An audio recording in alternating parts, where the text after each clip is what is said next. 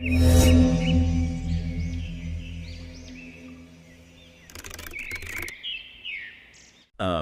I have a PDF open on my screen right now, and I have to be honest, it is making me question my own literacy. I mean, yeah, that is a pretty common reaction to this one. Title 30 to Home Minister and Alesa. And visually, it looks like a standard bureaucratic complaint. It has the Times New Roman font, the bullet points, standard government headers. But then you start actually reading the sentences. And that is exactly where the reality distortion field kicks in. Right, because normally when you write to the Home Minister, you are complaining about, I don't know, a pothole or a land dispute, maybe a tax issue. You are not usually outlining a 14-year intergalactic conspiracy that involves the British royal family, a very specific brand of biscuits, and your own grandmother. No, you are definitely not. This is hands down the document of the year for me.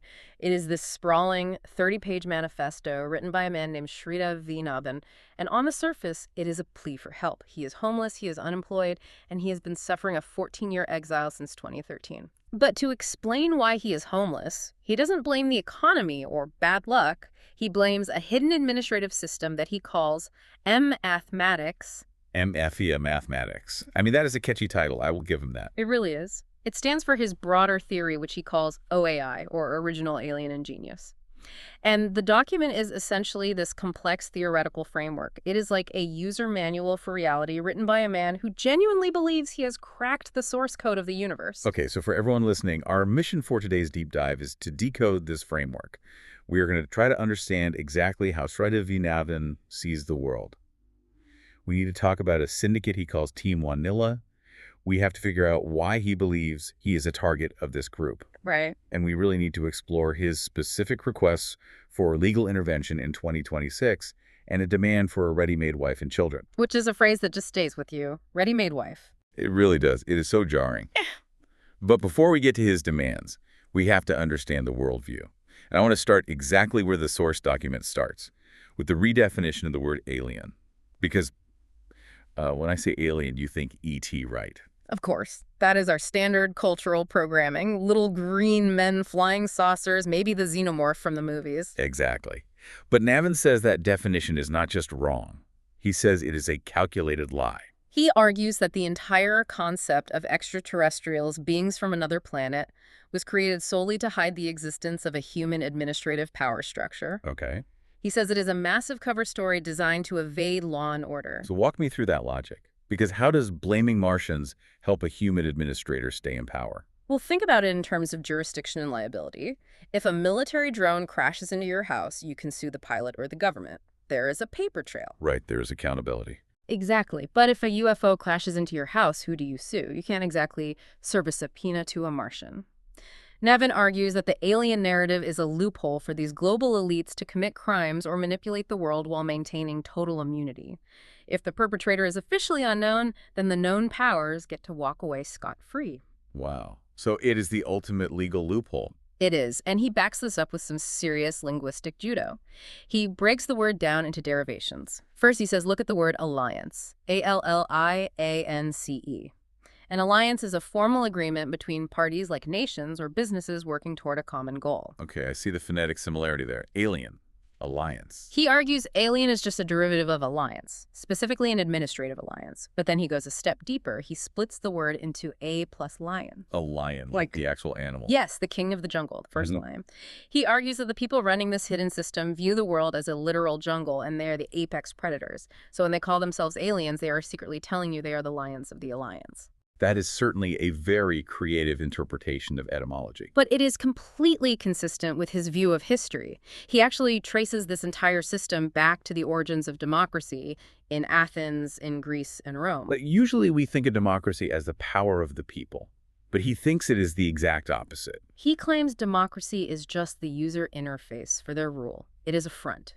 He identifies the aliens primarily as American and Greek or Roman elites who act as prime kings and queens, and they track and control the world through the democratic system. So when we go to the polls and vote, we're just clicking buttons on a screen that they designed to make us feel like we have power. Precisely. And he points out the word lie is literally inside the word alien, A-L-I-E-N.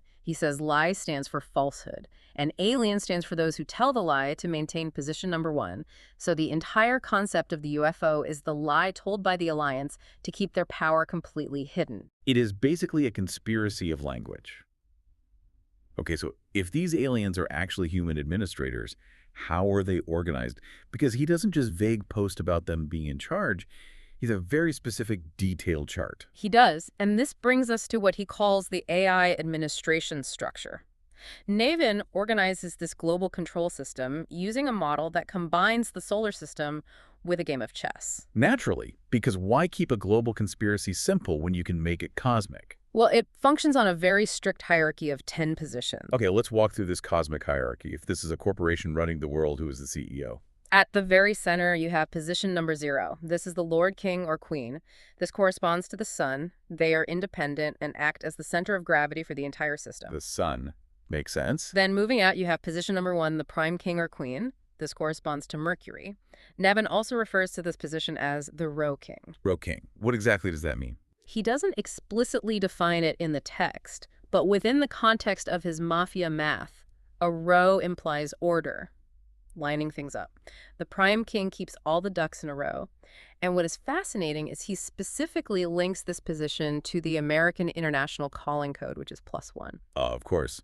The U.S. is +1, so the U.S. president holds the #1 Prime King spot. In his view, yes, the geopolitical dominance of America isn't about economics or military might. It is numerological. They hold the #1 slot in the alien code. Okay, so moving out from the sun, who is next? Position number 2 is Venus, and in chess terms, this is the bishop. Okay, now we are heavily into the chess metaphors. The bishop is the mediator, or the speaker. Navin lists priests in this category, which makes thematic sense for a bishop.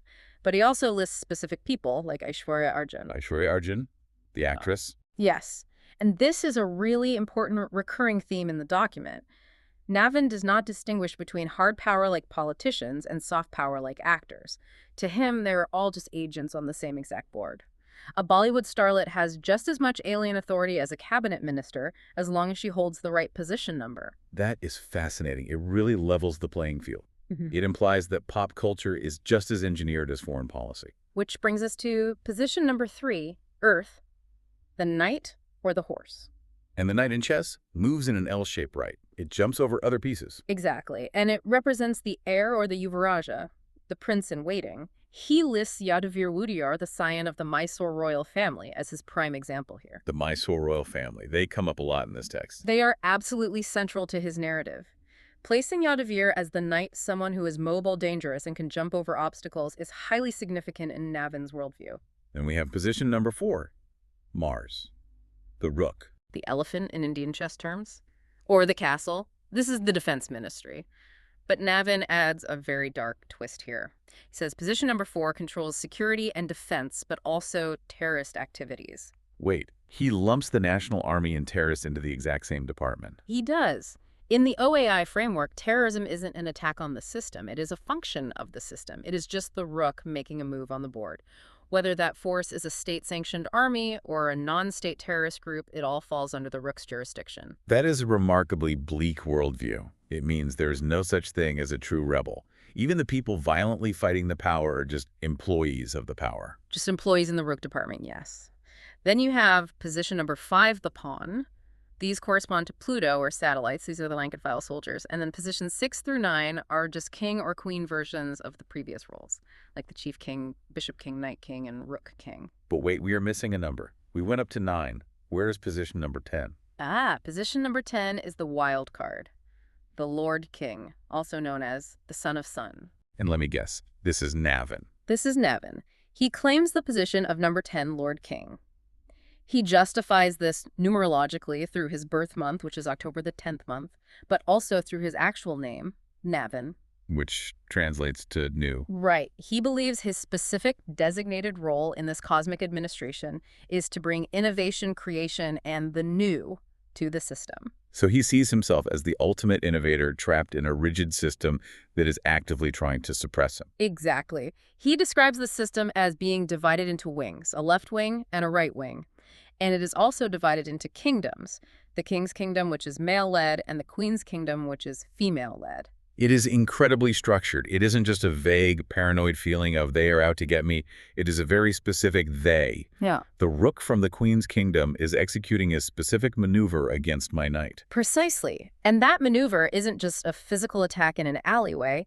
It is executed through what Navin calls AI formulas. This is segment 3 of our deep dive, and honestly, this is where his theory gets totally unique. The formulas. This Yeah. is the actual mechanics of how they control reality, right? Yes. Navin claims these alien administrators control everyday reality using specific mathematical formulas based on words, titles, and identities. And the most prominent one he talks about is the word or title theme formula. This is the idea that your literal name dictates your function in life. It dictates your function and the events that happen around you. It is nominative determinism on steroids. Navin gives the example of someone named Yashwanth. Yash means success. So if a person named Yashwanth is assigned to your team, he brings success. It is treated as an algorithmic certainty. Okay, well, that sounds positive. I would definitely want a Yashwanth on my team. Sure, but it works both ways. Navin analyzes the name of his own grandmother, Lakshmama. Now, usually in Indian culture, Lakshmi is the goddess of wealth and prosperity. Right. But Navin completely ignores the Sanskrit meaning and looks at the English letters hidden inside her name, L-A-T-E. He finds the English word late inside her name and decides that defines her entire existence. He is incredibly rigorous about it.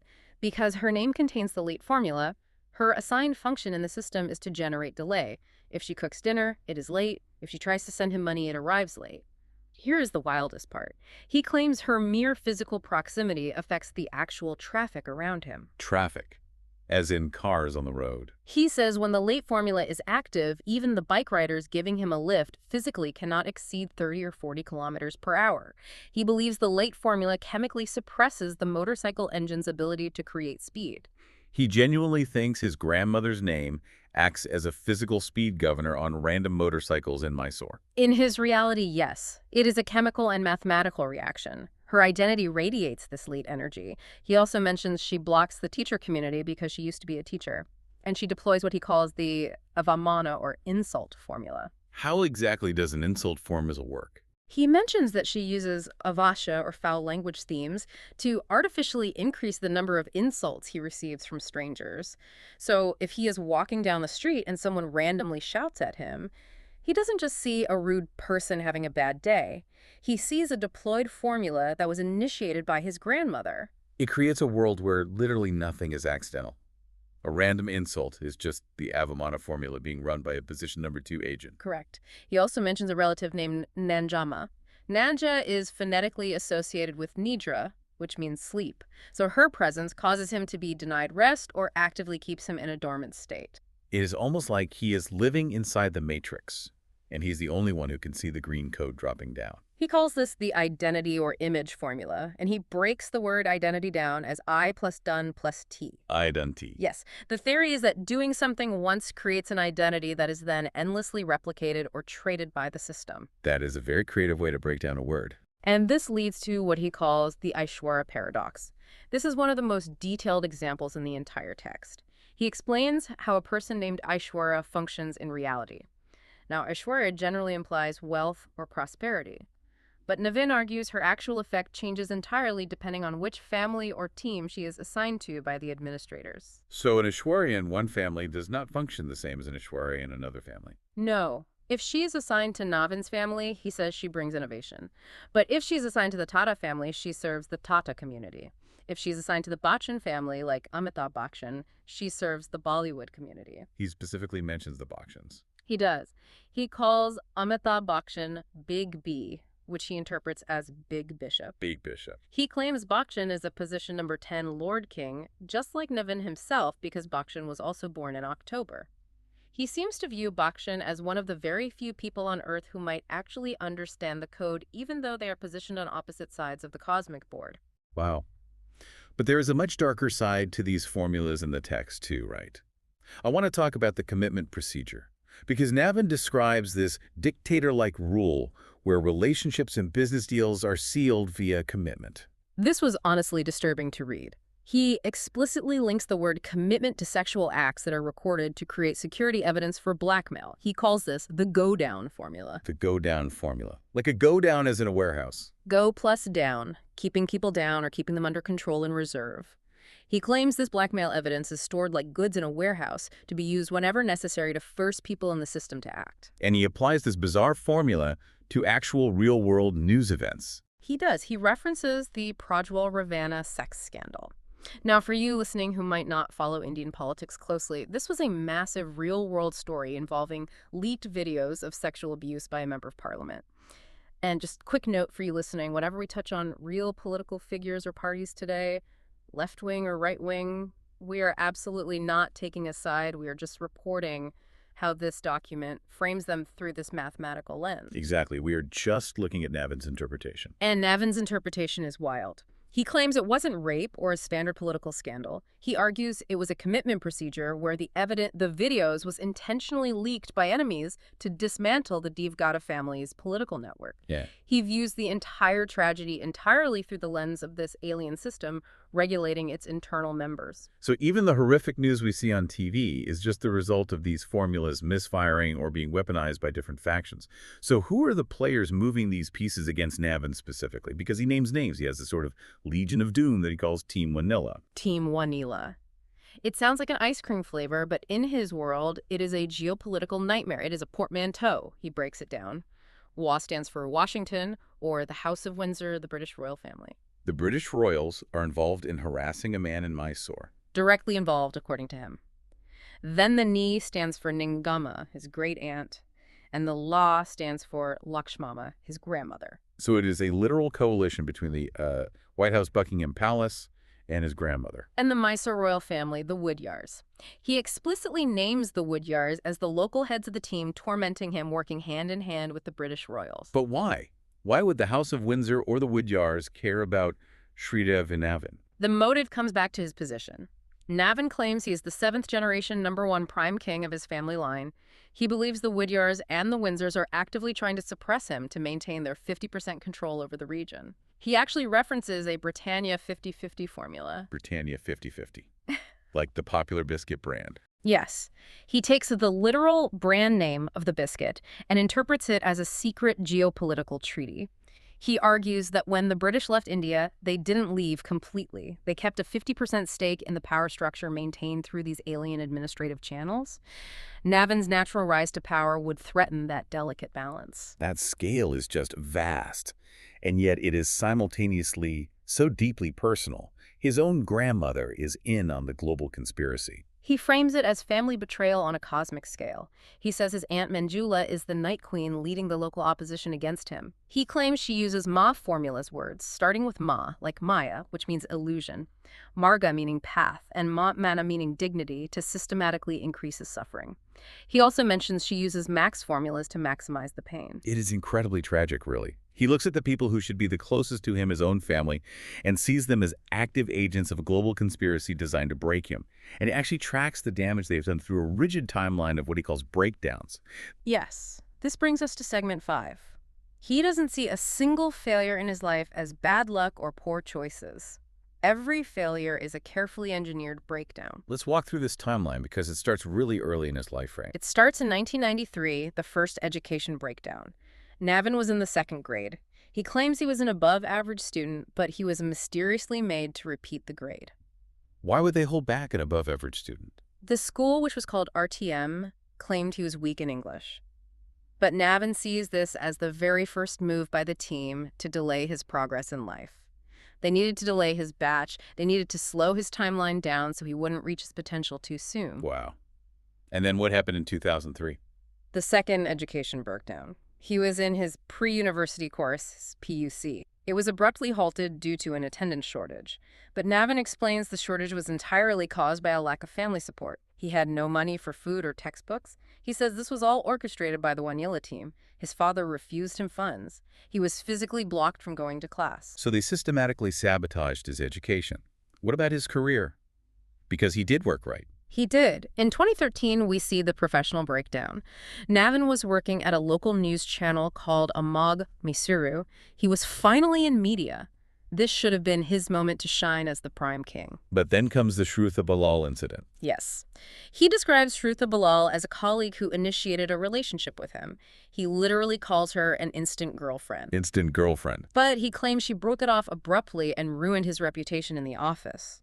He views this entirely as a targeted attack using the women theme to discredit him. This scandal directly led to him losing his job. And once he is down, they make sure to keep him down. Absolutely. He mentions the channel owner Bilagiri Langanath, who refused him a loan and allegedly blacklisted him from the industry. Navin says whenever he applied for a new job anywhere else, the interviewers would suspiciously ask, "Did you tell them why you left your last job?" The reputation damage was systemic and inescapable. And this kind of sabotage extends to his personal love life, too. The love failure pattern. He mentions a woman named Shampavi Goda, a childhood acquaintance that he fell deeply in love with. He claims the team blocked this union using the Olavu theme. Olavu means affection or love in Canada. They weaponized the Olavu theme to ensure his love interests always fail or just disappear from his life. It really is heartbreaking. He firmly believes there is a mathematical formula ensuring he never finds love, and all of these breakdowns eventually lead to his current state. Yes, 2023. Homelessness and the Avenathy, or the downfall. Since 2021, Navin has been completely homeless, and the specific details he provides here are just grueling to read. Yeah, I read about the urine formula. That was tough. Very tough. He describes being subjected to chemical or biological attacks on the street. He claims people whom he calls fielders, basically street-level agents of the system, spray chemicals or urine around his sleeping area or directly into his food. He feels like he's being constantly hunted. He talks about his feet being in constant agonizing pain because the system won't let him buy the right size shoes. Wait, they won't let him buy shoes? How does that even work? He says his tree shoe size is a 9. But the fielders ensure that local shops only ever make a size 8 or a size 11 available to him. He claims this is the deployment of the force formula. They are forcing him to walk 20 to 30 kilometers every single day just to find food barefoot or in ill-fitting shoes, deliberately ruining his feet. He calls it a targeted attack on his charana, which means feet. And he links that to a family member too, right? Yes, he links it to his cousin, whose name is Taran. Because his cousin Taran is part of the enemy Wanila team, his literal feet are targeted. The internal logic is incredibly consistent, even if the premise seems wild to us. And what is fascinating is he sees this personal street-level suffering as part of a much larger global political cycle too. Which brings us to segment 6, the Washington Commitment. This brings us right back to the global stage, the Washington Commitment. Navin analyzes the word Washington. Wash plus in plus tones. Tones, like the musical notes T-O-N-E-S. Yes, but he interprets the word tone as ton, as in the metric weight of 1,000 kilograms.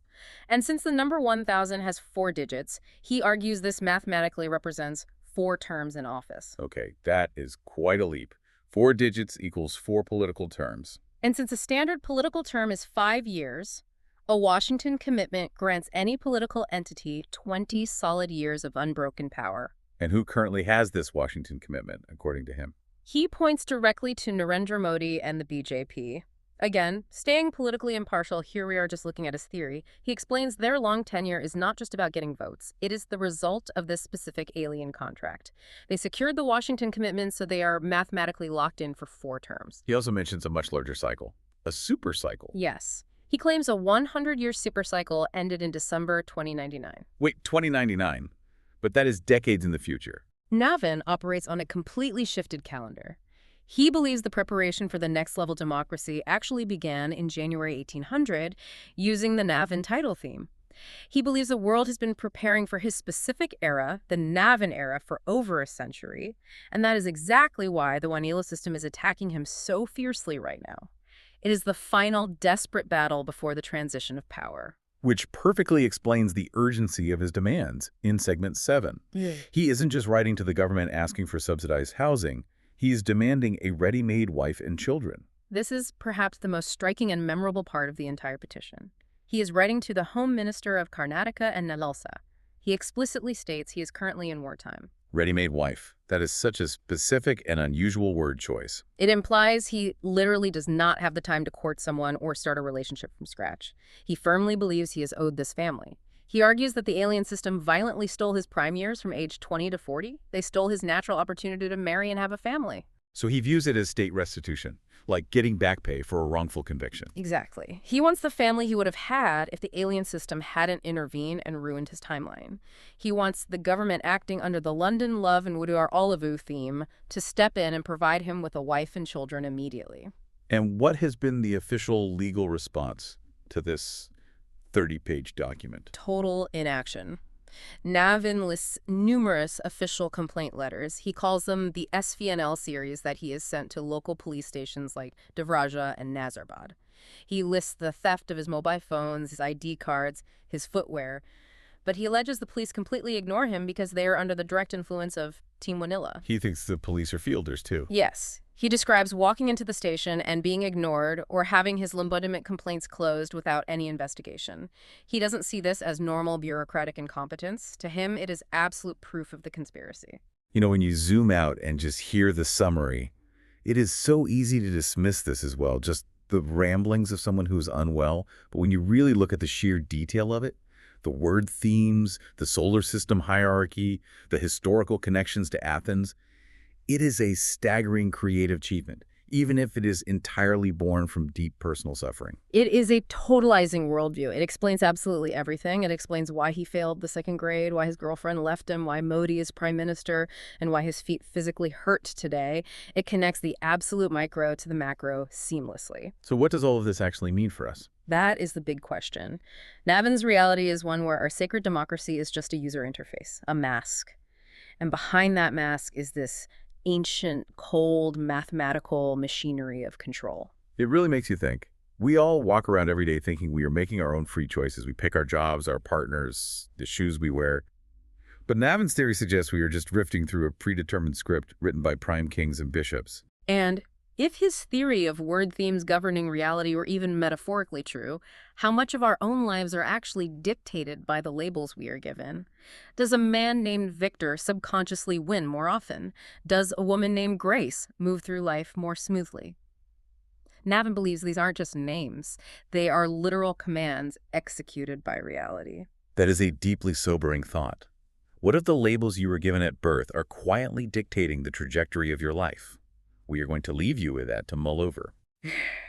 The source document today is ultimately a desperate plea for help from a man who sees immense mathematical patterns in his own pain, framing his homelessness as a cosmic battle between the sun himself and the entire planetary system. It is a profound reminder that for some people, the world isn't just a place you live in. It is a hostile puzzle you are desperately trying to solve before it completely crushes you. Thanks for listening to this deep dive into the Alien Genius Protocol. We will see you in the next one. Stay curious. And definitely watch your word themes. Goodbye.